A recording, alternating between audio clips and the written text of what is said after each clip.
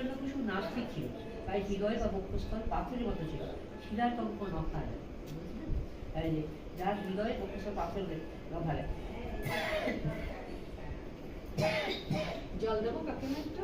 না, যার এটা এটা আসছে না, তো বলছে যে তার হৃদয়টা পাথরের মতো। হিরণ্যকশিপু নাস্তিক ছিল, ঈশ্বর মানত না, ভগবানকে মানত না। তার বুকটা মানে তাই জন্য ভগবান তার আগে বক্ষস্থল চিনে দিলেন। মানে এটা সাধারণ মানুষও করতে পারত না, এটা ভগবান করলেন। বক্ষস্থলটা প্রথম চিনলেন এবং চিনে দিয়ে রোগ দিয়ে চেপে, আর পরিচয় সমস্ত তার নারী বুড়িগুলো সব বেরিয়ে গেল, বেরিয়ে এমনকি তার গলায়। হ্যাঁ, তারপরে আমরা যদি